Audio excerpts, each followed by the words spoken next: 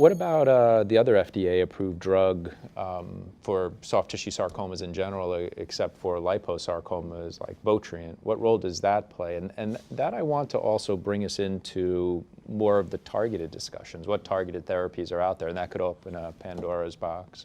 But so pazopanib was approved in 2012 based on a phase 3 study that was largely an unselected patient population, sort of an all-comer study, with the exception of liposarcoma and GIST. Those two histologies were excluded, and showed improvement in progression-free survival versus a placebo. I think it's an important therapy, sort of in our current armamentarium. For me, it sits in the third line or beyond setting. I will typically have an anthracycline-based regimen in the front line. I will have a gemcitabine-based regimen in the second line. This is a gross oversimplification because every patient is different. Mm-hmm. Anthracycline in the front line, gemcitabine in anthracycline first line, gemcitabine in the second line, and then depending on the histology, pazopanib may then sit in the third line or further down, depending on. And drugs like trabectedin and eribulin for... So for leiomyosarcomas, I will actually use trabectedin prior to pazopanib. For liposarcomas, I don't typically use pazopanib. And you would also think about drugs like eribulin, which are recently FDA approved as well. What are some other thoughts? That's great. It's nice to actually hear how you would sequence things. I think that can also be helpful to the community. So we in our practice, we do not use gemcitabine docetaxel in front line. Basically based on the GETIS study that you mentioned. Even if there was a trend towards superiority of doxorubicin, not statistically significant.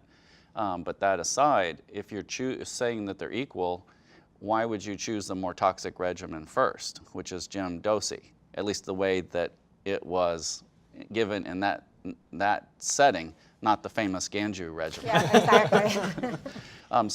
So that's just one, that's our approach: anthracycline, gemcitabine, and then other.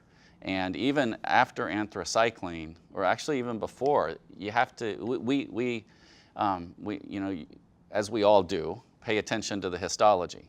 So Votrient's an interesting drug because it is a targeted therapy, but we don't generally use it that way. We use it in almost any type of soft tissue sarcoma. So there's a few caveats that we have with Votrient. We use it in second line for synovial sarcoma. We don't use gemcitabine, dosi. Our patients in retrospective series are resistant to that regimen with synovial sarcoma.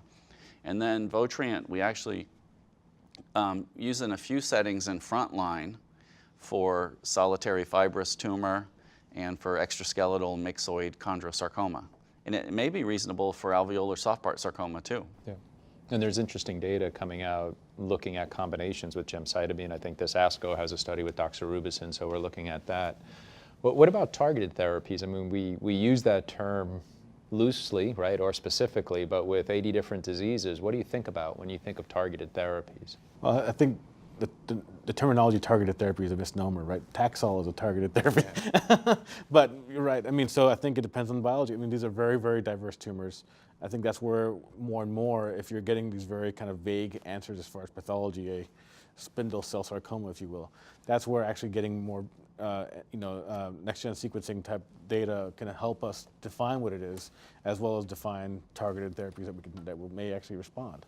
And I think we're moving towards that direction. If you look at a lot of these fusion-related or rearrangement-type tumors, whether they be ALK, ROS1, or NTRK, NTRK 1, 2, 3, we've seen some really dramatic responses with these tumors where chemotherapies don't work. And in sarcomas in general, it's kind of a rule of thumb that you cannot predict how a patient will respond to any of the drugs based on how they responded to other drugs before. I've had many patients who blew right through doxorubicin and responded dramatically to gemcitabine docetaxel.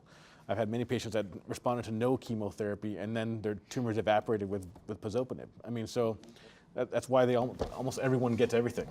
But clearly, though, there's diseases with understanding the molecular abnormality. Right. Absolutely. Inflammatory myofibroblastic tumors, ALK inhibitors, DFSP with PDGFR beta.